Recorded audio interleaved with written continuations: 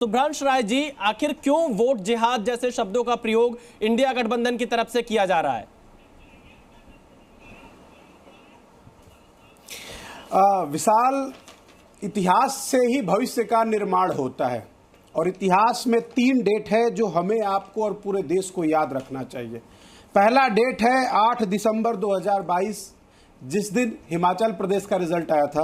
दूसरा डेट है 13 मई 2023, जिस दिन कर्नाटक का रिजल्ट आया था। और तीसरा डेट है 3 दिसंबर 2023, जिस दिन तेलंगाना का रिजल्ट आया था। भारतीय राष्ट्रीय कांग्रेस ने जो वादा किया था, जो गारंटी दी थी, वो फर्स्ट कैबिनेट की फर्स्ट मीटिंग में अप्रूव्ड हुई थी।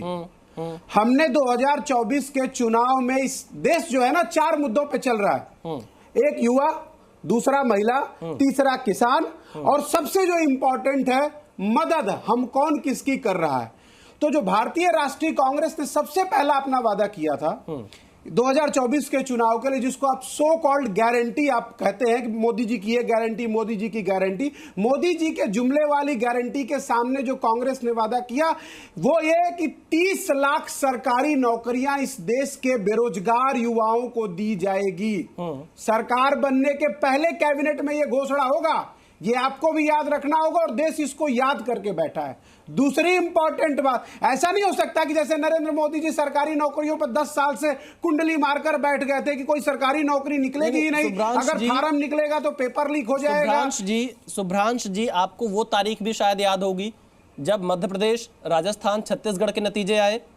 वो तारीख याद है कि नहीं याद है? उसमें भी आपके तमाम ये मुद्दे उठाए गए थे। उसमें आपकी गारंटी कहां चली गई थी? विशाल, आपने मुझे मौका दिया तो कम से कम बोलने मैं सुन रहा हूं, प्रॉपर मौका दे रहा हूं। जितना समय मैंने सभी को दिया उतना समय आपको दिया। मैं आप जी सुनिए, नहीं अभी नहीं दिया, मेरे पास टाइमर है। ऐसा है कि मैं आपको सुनाने से बेहतर देश अगर सुनेगा तो ज्यादा क्लियरिटी होगी। दूसरी इंपॉर्टेंट बात, भारतीय राष्ट्रीय कांग्रेस ने गारंटी दी है देश की महिलाओं को कि इस देश के सरकारी नौकरी में 50% उनकी भागीदारी होगी। 10 साल से नरेंद्र मोदी सत्ता में बैठे हैं, महिला को नौकरी तो दूर, महिला सम्मान ही नहीं बचने दिया उन्होंने देश में। मणिपुर से लेकर पहलवान बेटियों तक का हश्र दिल्ली में क्या हुआ वो एक एक आदमी ने देखा है। कितने लोगों ने कितनी ईमानदारी से दिखाया, पर बोलेंगे कि नहीं कि वो आपको नहीं दिखाई दे रहा है? आ रहा हूं मान्यवर। नहीं, वो बिल्कुल दिखाई देता है, शायद वो आपको नहीं देखा। अभी एक आपके प्रतिष्ठित बगल वाले चैनल ने संदेश खाली का 2 इंटरव्यू दिखाया कि जो भारतीय जनता पार्टी ने जिसको मेन पोस्टर गर्ल बनाया था, उसी ने आकर कहा कि मैंने दबाव में सारा बयान दिया है। अब या तो वो चैनल झूठ बोल रहे हैं। अभी रुकिए मान्यवर, या तो वो चैनल झूठ बोल रहे हैं या नरेंद्र मोदी जी झूठ बोल रहे हैं। सुभ्रांश जी, संदेश खाली पर कम से कम आपके नेता पहुंच गए होते, वहां पर दुख व्यक्त कर आए होते, मिल आए होते, पीड़िता जो थी उनकी आवाज सुन आए होते, नहीं गए।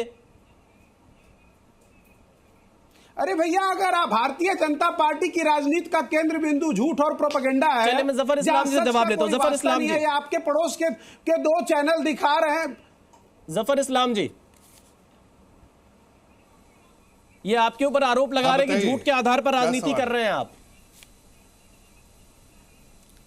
अच्छा, हमारे मैनिफेस्टो को देखिए और जो भी मैनिफेस्टो में हमने कहा है उसको पूरा करके दिखाया है। हकीकत तो यह है, चाहे कांग्रेस हो चाहे आम आदमी पार्टी हो, दोनों को खंगाल के देख लीजिए, उनका इतिहास खंगाल के देखिए। किसी ने कहा था बिजली पानी सड़क देंगे, वो देने का काम हमने किया। इंदिरा गांधी के समय से आ रहा था हम आपको बिजली पानी सड़क देने का काम करेंगे, लेकिन सारी चीज़ें जो है हमने मुहैया की। हमने जो देश को आगे बढ़ाने का काम किया, देशवासियों को मजबूत करने का काम किया, हमने जो है गरीबी रेखा से लोगों को निकालने का काम किया, हमने जो है इतनी सारी चीज़ें बनाई। जैसे आपने कहा, जैसे हमने कहा, अगर सम्मान देने की बात है तो हमने बाबा जी को सम्मान दिया है, अंबेडकर साहब को। हमने जितने भी 5 जगह जहां उनके लिए बहुत ज़्यादा प्रतिष्ठित है, उनके उन सब जगहों को हमने अच्छे से बनवाया और उनको जो है एक पर्यटन के लिए एक स्थल बना दिया है, स्पॉट बना दिया, ताकि लोग, आने वाली पीढ़ियां भी देख पाए उनके कंट्रीब्यूशन जो देश में होगा। लेकिन कांग्रेस पार्टी ने क्या किया, और आज जो केजरीवाल जी उछल उछल के कह रहे हैं, उन्होंने आने से पहले क्या कहा था कि हम बंगला गाड़ी कुछ नहीं लेंगे। क्या लिया कि नहीं? आप बताइए, शीश महल किसने बनवाया?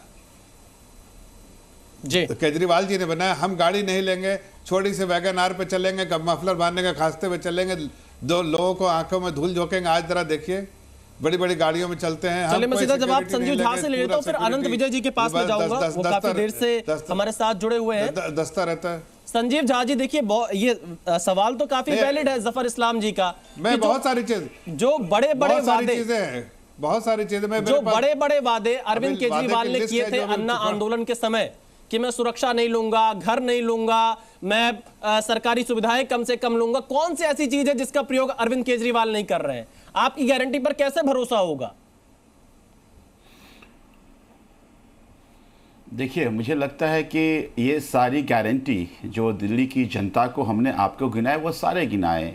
अभी जफर इस्लाम जी भी कह रहे थे और मैं देखता हूँ वाजपेयी जी भी बात कर रहे थे कि इतने सारे आरोप हैं। एक बात बताइए कि अभी वाजपेयी जी ने कहा कि एनआईए का जांच इन पे चल रहा है। मैं तो कह रहा हूँ मानवर, जिस एनआईए की जांच आज कर रहे हैं, आपने 2015 में अरुण जेटली जी ने शुरुआत की थी, फिर जब जब चुनाव लड़ते हैं तब तब आप एनआईए ले आते हैं। मिलता क्या है? मैं वही तो कह रहा हूँ, खाली आरोप लगाते हैं। अगर आप भ्रष्टाचार की ही बात करें तो पहला ऐसा दिल्ली देश में पार्टी है जो सुओ मोटो कॉग्निजेंस लेकर के अपने मंत्री को जेल भेजा था अगर कोई जानकारी मिल गई। तो हम कॉम्प्रोमाइज भ्रष्टाचार पे नहीं करते। रही काम की बात, तो आज दिल्ली की जनता 3-3 बार लगातार मैसिव मैंडेट से इसलिए चुना क्योंकि दिल्ली की जनता के सभी वायदों को हमने पूरा किया। और दिल्ली की जनता नहीं, पंजाब की जनता का जो हमने वादा किया, वो पंजाब की जनता को भी वो सारे वादे पूरे कर रहे हैं।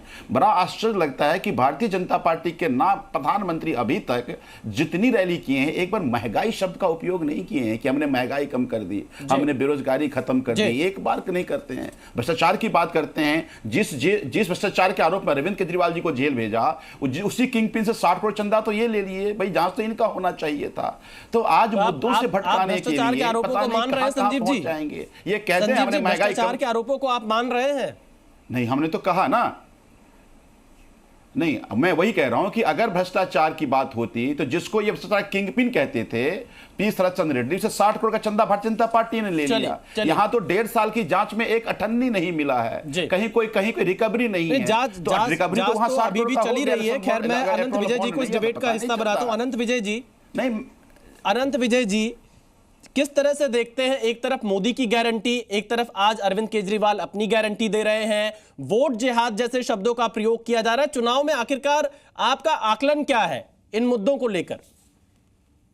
देखिए विशाल जी, गारंटी जो होती है ना, उसमें निरंतरता और प्रामाणिकता दोनों बहुत आवश्यक होती है। आप सूट एंड स्कूट से चलेंगे ना, एक मुद्दा छुआ फिर दूसरे मुद्दे पे चले गए, तीसरे मुद्दे पे चले गए। अभी चर्चा हो रही थी नौकरी देने की कि पहली कैबिनेट में 30 लाख नौकरी दे दिया जाएगा। मुझे मालूम नहीं है नौकरी देने में कोई प्रक्रिया का पालन किया जाता है, नहीं किया जाता है, किसी संस्था को इन्वॉल्व किया जाता है, नहीं किया जाता है। ऐसा ही एक वादा बिहार में भी किया गया था कि पहली कैबिनेट मीटिंग के कलम में 10 लाख नौकरी दे दिया जाएगा। दरअसल ये सारे वादे इस प्रकार से होते हैं, ये लोक लुभावन वादे होते हैं। गारंटी वो होती है जो जिसमें एक निरंतरता दिखती है, जिसमें एक सपोर्टेड बाय ए नैरेटिव होता है। तो मुझे लगता है कि अभी इस वक्त के चुनाव में मैं जितना अभी घूम रहा हूं लोगों को, क्योंकि केजरीवाल जी की प्रेजेंस दिल्ली और पंजाब में है, अभी थोड़ा बहुत गुजरात में है, वो नेशनल पार्टी जरूर है, लेकिन उनकी प्रेजेंस और उनकी पार्टी चुनाव भी मुझे लगता है कि 18-20 सीटों पर ही लड़ रही है पूरे देश में लोकसभा का चुनाव। केजरीवाल जी निश्चित तौर पर वो अपनी गारंटी दे रहे हैं, नरेंद्र मोदी अपनी गारंटी दे रहे हैं। किसकी गारंटी जनता ने स्वीकार किया ये तो 4 जून को पता चल जाएगा। लेकिन अगर हम थोड़ा सा पीछे का इतिहास देखें, अभी आप चर्चा कर रहे थे कि विधानसभा चुनावों को, तो विधानसभा चुनावों में तो मध्य प्रदेश में, राजस्थान में और छत्तीसगढ़ में जहां की केजरीवाल जी की प्रेजेंस भी थी, कांग्रेस पार्टी की प्रेजेंस भी थी और भारतीय जनता पार्टी भी चुनाव लड़ रही थी वहां बहुत मजबूती के साथ, और सरकार कांग्रेस की थी। ऐसी स्थिति में छत्तीसगढ़ में लोगों ने मोदी की गारंटी पे भरोसा किया, राजस्थान और मध्य प्रदेश में मोदी की गारंटी पे भरोसा किया। दिल्ली विधानसभा चुनाव में केजरीवाल जी की पार्टी जीतती है, लेकिन अगले ही जब लोकसभा के चुनाव होते हैं तो 7-0 हो जाता है। तो ये एक बड़ी दिलचस्प सी भारतीय राजनीति की स्थिति है, जहां मतदाता अपने अधिकारों को और लोगों पर भरोसे को लेकर अपना मत। चलिए, आपने 2-3 बड़े अहम पॉइंट इसमें से उठाए। मैं